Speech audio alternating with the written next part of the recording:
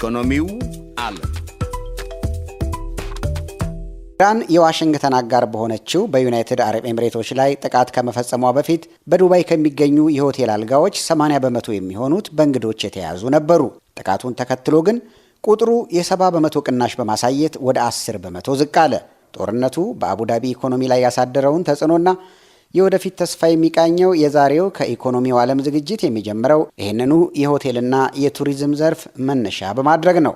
በእንግሊዝኛ ምህጻረ ቃል ዩኤኢ በመባል ጭምር የምትጠራው የዩናይትድ አረብ ኤምሬቶች ባለስልጣናት ባለፈው ሐምሌ ወር ከፍተኛ ትኩረት የሚስብ ማበረታቻ ይፋ አደረጉ። ከሐምሌ እስከ ጥቅምት ወር ባሉት ጊዜያት ውስጥ ጎብኚዎች በሀገሪቱ ውስጥ እንዲቆዩ ማሳመን የሚችሉ ነዋሪዎች $800 የሚያወጣ ጥቅማጥቅም እንደሚጠብቃቸው ባለስልጣናቱ ማስታወቃቸው ነበር ትኩረትን የሳበው። ይህ የሆነው ደግሞ አብዛኛዎቹ መንግስታት በኢራኑ ጦርነት ምክንያት ዜጎቻቸው ወደ ዩኤኢ እንዳይጓዙ ገና የማስጠንቀቂያ መልእክቶች እያወጡ በነበረበት ወቅት ነው። ባለፈው የካቲት መጨረሻ ዩናይትድ ስቴትስና እስራኤል በኢራን ላይ ጥቃት መፈጸም ሲጀምሩ፣ ተሂራንን በበኩሏ ዩኤኢን ጨምሮ በባህረ ሰላጤው በሚገኙ የዋሽንግተን አጋሮች ላይ ጥቃት በመሰንዘር ምላሽ ሰጠች። ይህ ደግሞ የዱባይንና አካባቢውን የቱሪዝም እንቅስቃሴ በእጅጉ ጎዳው። ጥቃቱን ተከትሎም ቀደም ሲል እንደተገለጸው ለወትሮው 80 በመቶ ሙሉ ከነበሩት በዱባይና አካባቢው የሚገኙ ሆቴሎች አልጋዎች በእንግዶች የተያዙት 10 በመቶ ብቻ ሆኑ። ይህንን የገበያ መቀዛቀዝ ተከትሎ አንዳንድ የሀገሪቱ ሆቴሎች ቀደም ብሎ ከያዙት እቅድ በፊት ለእድሳት ተዘግተዋል። ሌሎች ባለ 5 ኮከብ ሆቴሎች ደግሞ የዩናይትድ አረብ ኤምሬቶች ነዋሪዎች የእረፍት ጊዜያቸውን ለማሳለፍ በዚያ ለመቆየት እንዲመጡ የ50 ከመቶ ቅናሽ በማድረግ አግባብተዋል።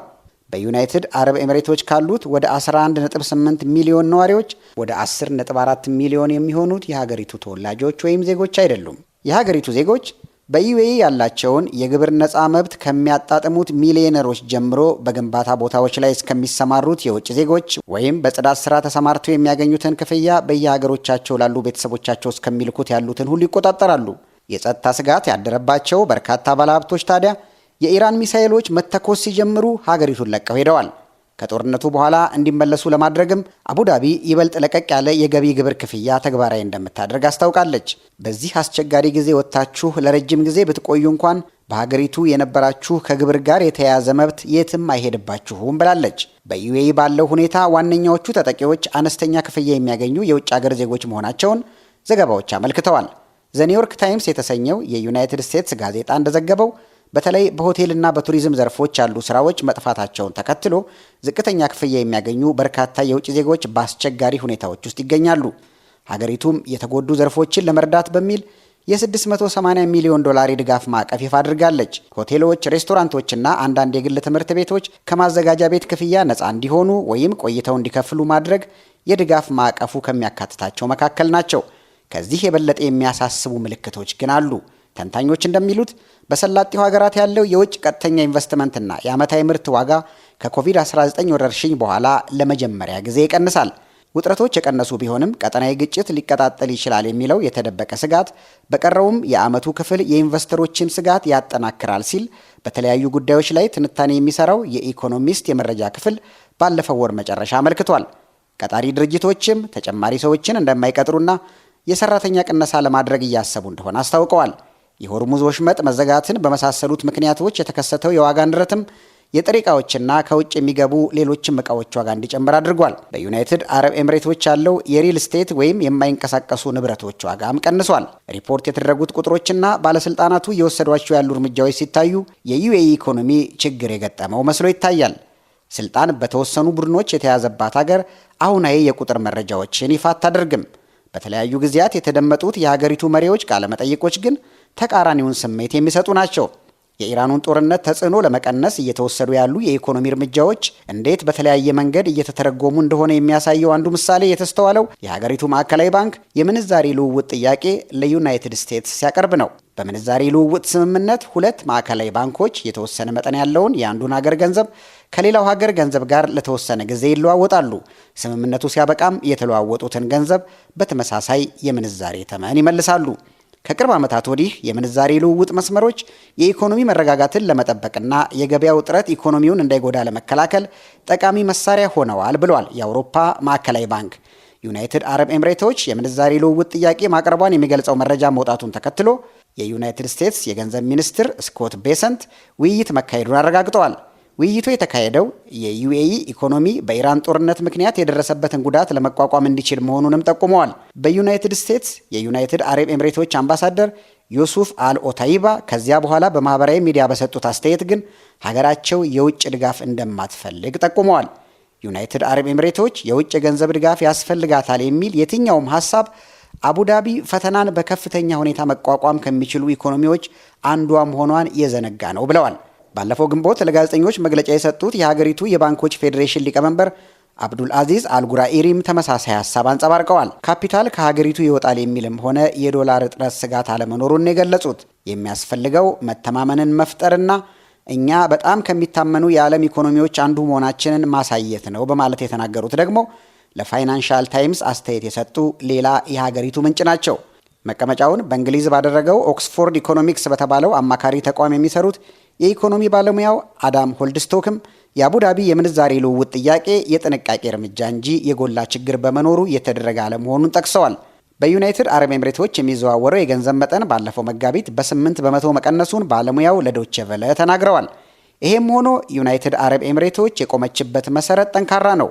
በሀገሪቱ በሚዘዋወረው የገንዘብ መጠን የነበረው ቅናሽም ከዚያ በኋላ ተረጋግተዋል ብለዋል።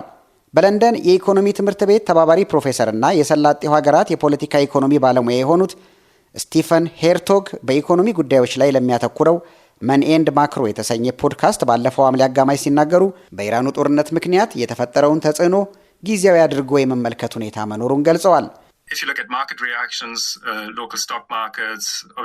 በሀገሪቱ ባሉት የአክሲዮን ገበያዎች ያለውን የገበያ ምላሽ ብትመለከት፣ በዚያ ካሉ አጋሮቻቸው ጋር መቆየት ከሚፈልጉት የንግድ ተቋማትና ኢንቨስተሮች የሚሰማውን ብትመለከት፣ አሁንም እየተሳለ ያለው ስዕል ይህ ሁኔታ ጊዜያዊ ነው የሚሆነው የሚል ይመስለኛል። በተግባር ግን ይሄንን እርግጠኛ መሆን አንችልም።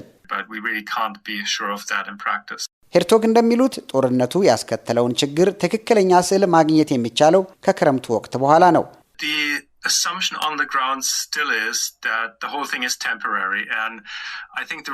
መሬት ላይ ያለውን አረዳድ ብትመለከት አሁንም ሁሉም ነገር ጊዜያዊ ነው የሚል ነው። ጦርነትም ይሁን ሰላም የሌለበት ሁኔታ የተለመደ ሆኖ ለረጅም ጊዜ ሊቀጥል የመቻሉን ስጋት ግን ገና አላብላሉትም። የመርከቦች በሆርሙዝ ወሽመጥ በሰላም መተላለፍ ገና ሙሉ በሙሉ አልተረጋገጠም። የግጭት ማገርሸትም ሊኖር ይችላል እና አሁን መንግስትንና ባለሀብቶችን ጨምሮ በርካታ ተዋንያን ነገሮች ከጦርነት በፊት ወደ ነበሩበት እንደሚመለሱ ያስባሉ እና ሁኔታው ሙሉ በሙሉ እንደዛ ላይሆን ይችላል። አሁን ትንሽ ረፍት አለ፣ ምክንያቱም የክረምት ወቅት ስለሆነ እየተካሄደ ያለው የንግድ እንቅስቃሴ አነስተኛ ነው። ወትሮውንም ቢሆን ይህ የክረምት ወቅት በዩናይትድ አረብ ኤምሬቶች ያለው የሙቀት መጠን በከፍተኛ መጠን የሚጨምርበትና የጎብኚዎች ቁጥር የሚቀንስበት መሆኑን ሄርቶግ አስታውሰዋል። በሙቀቱ ምክንያት ሀገሪቱን ለቀው ከሄዱት የውጭ ዜጎች ስንቶቹ እንደሚመለሱ ለመረዳት መስከረምን መጠበቅ እንደሚያስፈልግም ተናግረዋል። የዩናይትድ አረብ ኤምሬቶች ኢኮኖሚ በቁልቁለት መንገድ ላይ ነው ወይንስ መልሶ እያንሰራራ ነው? ሆልድስቶክ እንደሚሉት ሁለቱም አረዳዶች በከፊል ትክክል ናቸው።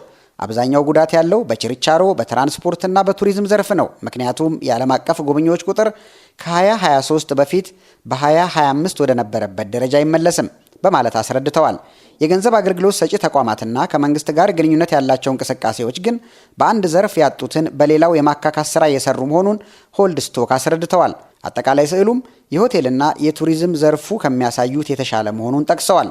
ፖሊስ ፈር የተሰኘው አማካሪ ድርጅት መስራችና በአረብ ሰላጤ ሀገራት ተቋም ተመራማሪ የሆኑት ሮበርት ሞጌሊኒስኪ የአካባቢው ሀገራት በተለያየ አቅጣጫ መወጠራቸውን ለዶቼ ቬለ ተናግረዋል። ኤምሬቶች ከኢራን ጦርነት ጋር የተያያዙ ጫናዎችን ለመቆጣጠር የሚችሉትን ሁሉ እያደረጉ ነው። ቀጠናው በግጭትና በመረጋጋት መካከል በቆመበት ሁኔታ ግን በበርካታ አቅጣጫዎች ኢኮኖሚ መገንባትና ማስቀጠል አስቸጋሪ ነው ብለዋል። ግጭቱ በዘላቂነት ባለመቆሙ እውነተኛ የሆነ የኢኮኖሚ ማገገም ስለመኖሩ መናገር እንደማይቻልም ሞጌሊኒስኪ ተናግረዋል።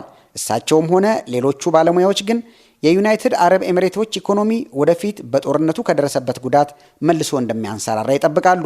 ጦርነቱ የሚያበቃ ከሆነ ለረጅም ጊዜ የሚቆይ ጉዳት አንጠብቅም ያሉት ሆልድስቶክ ለኢንቨስትመንት አመቺ የሆነው የዩኤኢ ሕግ የዓለም አቀፍ የአየር ትራንስፖርት ማዕከልና መናኸሪያ መሆኗና ኢንቨስትመንትና የሰው ኃይል ከመሳብ አንጻር ያላት ጥሩ ስም አሁንም እንዳለ ነው በማለት አስረድተዋል። የዛሬው ከኢኮኖሚው ዓለም ዝግጅት በዚሁ ተጠናቋል። እስክንድር ፍሬው ነኝ ከአዲስ አበባ።